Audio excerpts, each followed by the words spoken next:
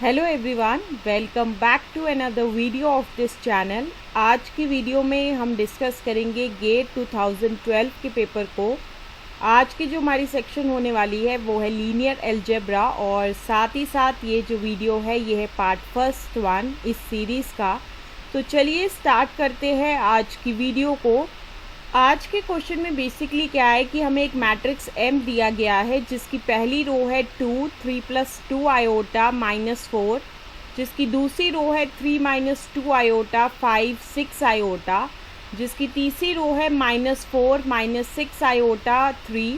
तो बेसिकली इसमें जो है हमें M मैट्रिक्स दिया गया है। अब इस क्वेश्चन में है हमें पूछा क्या गया है, इस क्वेश्चन में बेसिकली क्या है कि हमें कुछ स्टेटमेंट्स दी गई होगी और हमें बताना है कि उनमें से कौन कौन सी स्टेटमेंट्स जो है वो बिल्कुल सही है।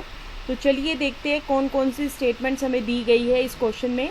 सबसे पहले स्टेटमेंट P दी गई है कि M जो है वो एक स्क्यू हर्मिशन मैट्रिक्स है, और साथ ही साथ ये हो रहा है कि आयोटा M जो है वो एक हर्मिशन मैट्रिक्स है। अगर मैं बात करूँ स्टेटमेंट Q की, तो स्टेटमेंट Q में क्या है कि M जो है वो एक हर्मिशन मैट्रिक्स है, और साथ ही साथ ये है कि आयोटा M जो है वो एक स्क्यू हर्मिशन मैट्रिक्स है। स्टेटमेंट R में हमें ये दिया गया है कि जो आइगन वैल्यूज़ है हमारे M मैट्रिक्स की वो क्या है, रियल है। और साथ ही साथ हमें ये चीज़ दी गई है स्टेटमेंट S के अंदर कि जो आइगन वैल्यूज़ है आयोटा M की वो क्या है, रियल है।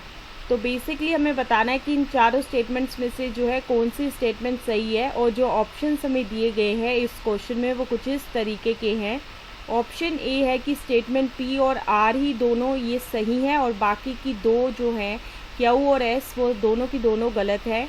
ऑप्शन बी में दिया गया है कि Q और R ही सही हैं। ऑप्शन सी में दिया गया है कि P और S दोनों स्टेटमेंट्स जो है वो सही हैं। और साथ ही साथ ऑप्शन डी में दिया गया है कि Q और S जो है ये दोनों की दोनों स्टेटमेंट्स जो है वो सही हैं। तो चलिए डिस्कस करते हैं इस क्वेश्चन के सल्यूशन को। जैसा कि मैंने आपको इस क्वेश्चन में बताया था कि हमें एक M मैट्रिक्स दिया गया है जिसकी पहली रो है 2 3 + 2 आयोटा -4, जिसकी दूसरी रो है 3 - 2 आयोटा 5 6 आयोटा, जिसकी तीसरी रो है -4 - 6 आयोटा 3। अब हमारा नेक्स्ट स्टेप ये होगा कि हम ट्रांसपोज निकालेंगे M का, जो कि किसके बराबर होगा, M' के बराबर होगा। और एक ये ऐसा मैट्रिक्स होगा जिसकी पहली रो होगी 2 3 - 2 आयोटा -4, जिसकी दूसरी रो होगी 3 + 2 आयोटा 5 - 6 आयोटा, जिसकी तीसरी रो होगी -4 6 आयोटा 3। अब हमारा नेक्स्ट स्टेप ये होगा कि हम M थीटा की वैल्यू निकालेंगे, जो कि क्या है, कॉन्जुगेट ट्रांसपोज है हमारे M मैट्रिक्स का। और ये एक ऐसा मैट्रिक्स होगा जिसकी पहली रो होगी 2 3 + 2 आयोटा -4, जिसकी दूसरी रो होगी 3 - 2 आयोटा 5 6 आयोटा, जिसकी तीसरी रो होगी -4 - 6 आयोटा 3। तो बेसिकली यहाँ से हमें ये चीज़ पता चल रही है कि जो M थीटा है वो M के बराबर है। और अगर M थीटा जो है वो M के बराबर है तो यहाँ से हम ये चीज़ कह सकते हैं कि M जो है वो एक हर्मिशन मैट्रिक्स होगा। और जैसा कि हम जानते हैं कि जो सारी आइगन वैल्यूज़ होती है हर्मिशन मैट्रिक्स की वो क्या होती है, रियल होती है। तो यहाँ से हम ये चीज़ कह सकते हैं कि आइगन वैल्यूज़ जो है M मैट्रिक्स की क्या होगी, रियल होंगी। तो इसी वजह से जो है स्टेटमेंट R जो है वो बिल्कुल सही है।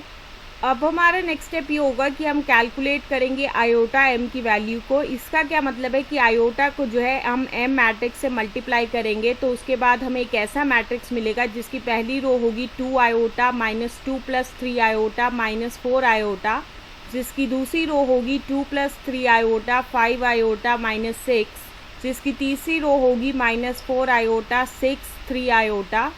अब हमारा नेक्स्ट स्टेप ये होगा कि हम कैलकुलेट करेंगे आयोटा M' की वैल्यू को, जो कि एक ऐसा मैट्रिक्स होगा जिसकी पहली रो होगी 2 आयोटा 2 + 3 आयोटा -4 आयोटा, जिसकी दूसरी रो होगी -2 + 3 आयोटा 5 आयोटा 6, जिसकी तीसरी रो होगी -4 आयोटा -6 3 आयोटा।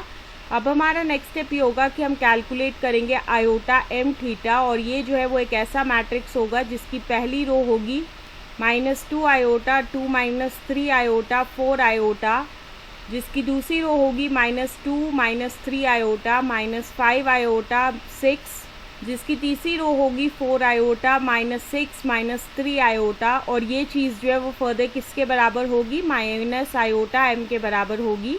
तो इस पूरी डिस्कशन से हमें ये चीज़ पता चली है कि आयोटा एम थीटा जो है वो किसके बराबर होगा, माइनस आयोटा एम के बराबर होगा। इसका क्या मतलब है कि आयोटा एम जो है वो स्क्यू हर्मिशन मैट्रिक्स है, और जैसा कि हम जानते हैं कि जो सारी आइगन वैल्यूज़ होती है स्क्यू हर्मिशन मैट्रिक्स की, वो या तो ज़ीरो होती है या तो वो प्योरली इमेजिनरी होती है। तो यहाँ से हम ये चीज़ कह सकते हैं कि जो आइगन वैल्यूज़ होंगी आयोटा एम की वो क्या होंगी, या तो वो ज़ीरो होंगी या तो वो प्योरली इमेजिनरी होगी। तो इस पूरी डिस्कशन से हमें कुछ कंक्लूजन पॉइंट्स मिले हैं। सबसे पहला पॉइंट ये है कि एम जो है वो एक हर्मिशन मैट्रिक्स है। दूसरा पॉइंट ये है कि जो आइगन वैल्यूज़ है हमारे एम मैट्रिक्स की वो क्या है, रियल है।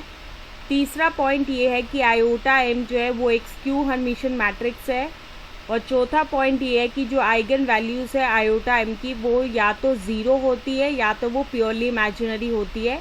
तो इस पूरी डिस्कशन से हमें ये चीज़ पता चली है कि जो स्टेटमेंट क्यू और आर ये दोनों के दोनों बिल्कुल सही हैं, और बाकी की दो स्टेटमेंट्स दैट इज़ पी और एस ये दोनों गलत हैं।